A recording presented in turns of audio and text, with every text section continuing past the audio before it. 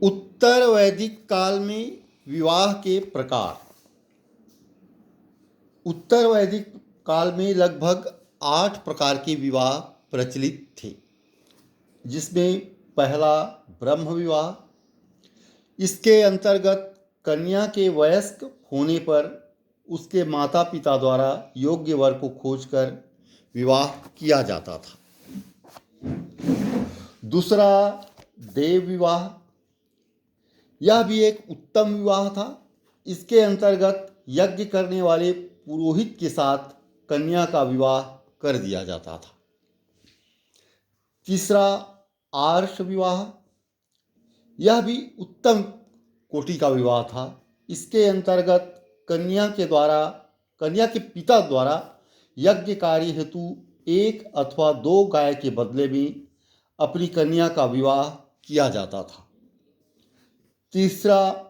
चौथा प्रजापत्य विवाह, यह भी उत्तम कोटि का ही विवाह था। इसके अंतर्गत वर स्वयं कन्या के पिता से कन्या को मांगकर विवाह करता था।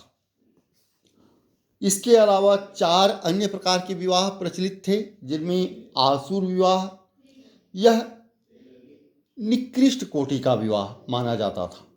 इसके अंतर्गत कन्या के पिता द्वारा धन के बदले में कन्या का विक्रय किया जाता था।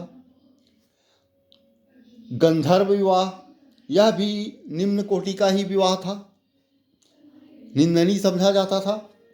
इसके अंतर्गत कन्या तथा पुरुष प्रेम अथवा कामुकता के वशीभूत होकर विवाह कर लेते थे। पैशाच विवाह, यह भी निम्न कोटि का विवाह था और इसे अच्छा नहीं समझा जाता था। इसके अंतर्गत सोई हुई अथवा विक्षिप्त कन्या के साथ सहवास कर विवाह किया जाता था। अंतिम कोटि का विवाह राक्षस विवाह था। यह भी निम्न कोटि का विवाह था और इसे भी अच्छा नहीं समझा जाता था और इसके अंतर्गत बलपूर्वक कन्या को छीनकर या अपहरण कर उससे विवाह किया जाता था। स्मृतियों के अनुसार ब्रह्म विवाह, दैव विवाह, ऋषि विवाह तथा प्रजापत्य विवाह आदि ब्राह्मणों के लिए मान्य थे। गंधर्व विवाह क्षत्रियों में तथा असुर विवाह केवल वैश्यों एवं शूद्रों में प्रचलित था। विवाह के अलावा 16 संस्कार होते थे। इनमें प्रथम गर्भाधान संस्कार, यह संस्कार संतान उत्पन्न करने के लिए होता था। पुंसवन संस्कार स्त्री के गर्भधारण के 3 महीने में किया जाता था। तीसरा सीमंतोन्नयन संस्कार, गर्भ की रक्षा के लिए संस्कार होता था।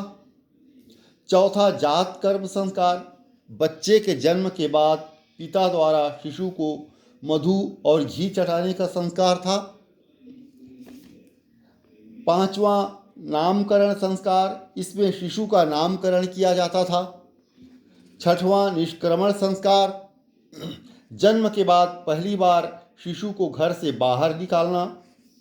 अन्नप्राशन संस्कार, जन्म के 6ठे माह में अन्न खिलाने से संबंधित संस्कार होता था। चूड़ा कर्म संस्कार, 3 से 8वें वर्ष के मध्य मुंडन संस्कार। कर्णवेद संस्कार, रोगों से मुक्ति के लिए कान छेदने का संस्कार। विद्यारंभ संस्कार, बालक के जन्म के 5वें वर्ष में बच्चों को अक्षर ज्ञान अथवा विद्यालय में अथवा गुरुकुल में प्रवेश देना, यह विद्यारंभ संस्कार होता था। उपनयन संस्कार, शिक्षा ग्रहण से पूर्व किया जाने वाला संस्कार था। वेदारंभ संस्कार, वेद अध्ययन से पूर्व किया गया संस्कार। केशांत संस्कार, 16 वर्ष के बाद पहली बार केशों को उतारना। समावर्तन संस्कार, विद्याध्ययन समाप्त कर घर लौटने पर किया जाने वाला संस्कार होता था। विवाह संस्कार, वर वधू के परिणय सूत्र में बंधने का संस्कार। अंत्येष्टि संस्कार, मृत्यु के पश्चात होने वाला संस्कार। इस प्रकार आर्यों के जीवन में और आज भी सनातन जीवन में जन्म से लेकर मृत्यु तक सभी कर्म संस्कार माने जाते हैं और ये संस्कार 16 होते हैं।